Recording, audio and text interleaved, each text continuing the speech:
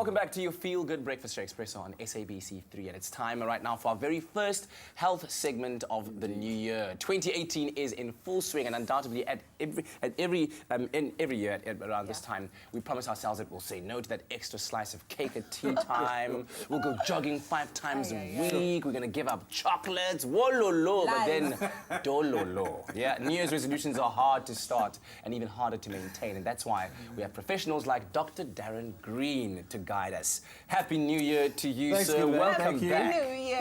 Thank you. So good to see you. Grazie, thank you. Now, Dr. Darren, let's be honest. We're 2 weeks into the new year. Sheepers, man. Every single new year, I think one of the biggest resolutions that people have is to lose weight. Yeah. We go in full steam, lots and lots of gusto, and then by February, it's probably done and dusted. Why is it so hard for us to stick to that one resolution of getting healthy and losing weight? Geez, I think all of us really struggle with the biggest issue is a lack of planning. Yeah. And I think that our expectations of undoing bad habits that have built up over a long period of time in a short time is the problem. So when we don't meet those expectations, we feel like a sense of failure. We feel disappointed in ourselves, and then it's really hard to scrape yourself off the tar after failing. And especially when on social media you're busy posting, "Ooh, this is my challenge. I'm going to be doing this. This is my smoothie," and then like 2 months later you look exactly the same. Yeah. So we struggle to pick ourselves up. So I think planning to fail is probably the biggest, the biggest cause. And I think setting yourself up and not putting enough thought into the process over a period of time. Yeah. I think that's the biggest thing. And the process is such an important part of it. They say it is 80% diet, 20% training, and so undoubtedly diets will soon start trending. But are these strict diets that kind of go, you must stop everything now and do this? Are those a good way to go about it, or do you have some other tips that we can... I think, you see, your body is made up of quite a lot of chemicals and neurotransmitters. So from control of appetite is not only regulated by your sugar levels and insulin. Yeah. There's an appetite center that drives what you crave as well. When your body is actually lacking certain elements and vitamins, you actually start craving certain foodstuffs. Children that eat sand, for example, or when they lack iron in their diets, they have these pica. Even pregnant ladies, when they lack certain things, they crave certain things. So that's the bottom line, you know, and we need to obviously listen to that, but we also need to discipline ourselves as to having a good maintenance kind of therapy going forward. Yeah, but crash diet certainly not. Did you? Yeah, but like that earthy kind. Yeah, not anymore, but fine. back in the day I saw worms crawling out and I was like... They call it yo-yo diet. You know? That's certainly not a good way to do it. It's not a good way to do it, because the problem is it sustainable? When you go onto any diet, everyone loves getting the first 5 or 10 kilograms. I can't tell you how many times I've lost 5 kilograms within 2 weeks. Yeah. But what happens then is, because I'm only eating egg whites every 2 hours, I can't sustain that longer than 2 weeks. My taste buds want real food. They want taste. They want nutrition. Yeah. So it's good to do something that you can really sustain and keep going in terms of going forward. Wow.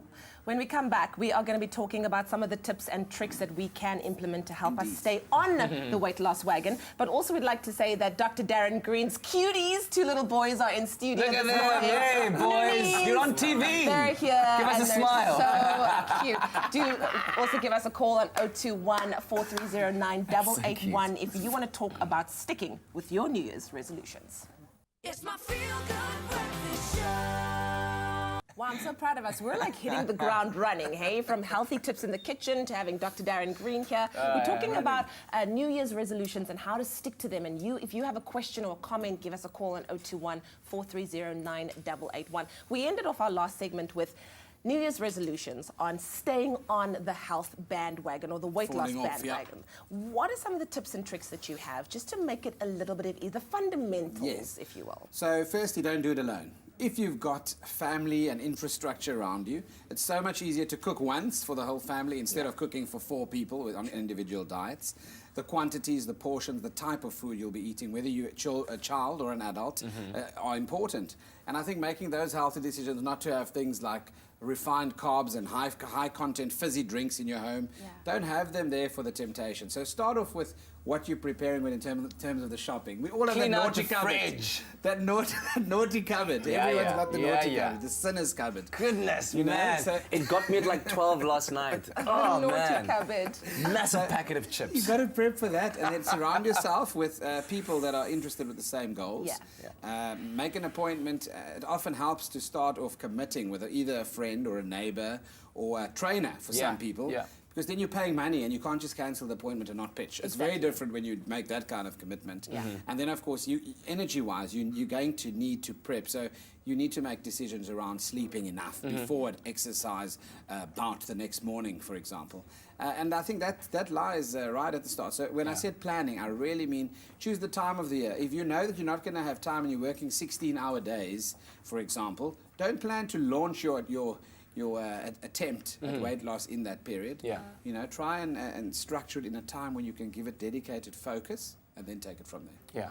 All right. I want to quickly talk about the three big challenges that you want to issue all our viewers for 2018 and how important those are I think to your personal health. the biggest one right at the top is going for your health checks annually. I think an annual health check, a lot of people don't know what it really entails. You can see everyone fears going for the dreaded prostate check. We've discussed that at length. You don't need to anymore. Your breast examination checks, your cholesterol checks, your thyroid. Weight management is often linked to hormonal profiles, whether it be estrogen, thyroid, or even cortisol levels. So people need to understand that diabetes screening, hypertension, that all happens during your initial health check, which you should do once a year. Obviously, along with that, we need to drink enough water, because the benefits of drinking pure water is unbelievable. And I know we have a water crisis right now, but the health benefits of drinking water instead of other products that are based in water that have so many things added to them are phenomenal. And then, of course, sleep. People underestimate the power of the human brain and what it can do in terms of innovation, creativity, and problem solving if we sleep enough. And when I say enough, I mean 7 to 9 hours a night. So you need to plan those 7 hours. Yeah, get into bed very, very early. But I mean, I want some of the health risks that can be avoided. For instance, by going to your annual health check, by going to the dentist, having your thyroid checked, screened for cancer and all those things. What are some of the health risks? Well, the big ones, for the ladies particularly, are the HPV virus and the vaccine that we give in children at the age of 9 already in schools. So preventing things like cervical cancer, breast cancer, those are often picked up by that regular checkup and your annual checkups. And then, of course, obviously in men, I mentioned the prostate early on. The non-communicable diseases like hypertension, diabetes, and heart disease, all those are interlinked, along with that gout, for example. And that increases your risk of obviously morbidity and also then even death due to things like stroke and heart attacks. So that's the pickup. The pickup is the silent killers that we miss in everyday life, to pick those up during the screening. Okay. Well, There we are, talking with Dr. Darren Green. What were those? Get your yearly check, get your drink more water, and get more sleep. I've already got 0 out of 3, so I need to work on those things. Our lines are open, 021-4309-881. The doctor's in the house. Give him a call. It's my feel-good breakfast show. welcome back to your Tuesday morning on your feel-good breakfast show, Expresso on SABC3. Health matters is what we're talking about, and we're joined right now by Dr. Darren Green and his 2 boys, Matthew and Daniel. Hey. Hello, guys. Hello. How are you doing? Good. Excellent, excellent. They're 8 and 5 years old. How cute is that, eh? And we're talking all about heading back to school and how to make sure that your little ones are in the best shape and best health that they can possibly be. And so let's talk first about staying healthy and making sure that the young ones are healthy when they get back to school. What are some of the tips that you have for that? How do you ensure that? The biggest challenge for parents is getting the routine back. Yeah. We all know it's been holidays. They've had time to do a lot more things that they don't normally do in school time. Like longer times outside, going to bed a little bit later. So to bring it back and to get back into that routine is tough, I think, for many parents, because the benefit of routine on children is proven, scientifically and with the brain. The brain loves knowing what time it goes to bed every night. Quick question, and wouldn't the obvious solution be to just carry on with that routine during the holidays? When parents are in the holidays. Do you know what I mean? Yeah. Yeah, but Yeah. when parents are excited to have them home during that time, Yeah. you actually treasure the times around the fire when you're busy roasting marshmallows. Okay. And bath time at 7 o'clock is just no longer applicable. Yeah, not They gonna even have what's called farki aunt, where they don't even bath sometimes in our water crisis, yes. And then it's a wet wipe, etc. So we do that too. Daniel, how many Basically the best night of their lives. how many aunt. farki aunts did you have during the holidays? Do you remember? Opa en oma, hoeveel het jy gehad? 5. So 5 farki aunts. Best days ever. I love that. Okay, so I know that physical activity is very, very important for our children. Is it important for the young ones to sign up for a sport, especially in the new year? Yes, I think it's important. There are quite a few reasons why they must be engaged in a physical activity. It's to learn things like your motor skills Yeah. in terms of fine coordination, course coordination, but more importantly, the social development of communicating in a team sport is invaluable. Your child doesn't have to play A team or first team anything. What they need to do is participate and learn the importance of not winning all the time, and also learning how to deal with losing a game and not being first all the time. And you know, they participate in different physical activities with groups. Yeah. And I think that's why it's important. How do you teach that at such a young age? Because I'm a very competitive person, and I think I'm going to be a very competitive father Yeah, as yeah, well. indeed, Not that I'm me going to be too. like, you better win Me this too. game. But what do you say? What do you do to ensure that they understand that participation is Value-driven important? parenting. Yeah. In other words, the same value that you attach to them coming first or second in a 60-meter dash, Yeah. in athletics, for example, the same energy, enthusiasm, and pride that you display when they do that should be there when they display values like honesty. Even if they did something wrong and they come and tell you that they did something wrong, you should make such a big thing about that. Wow. Because the value supersedes, obviously, the accolade. Yeah.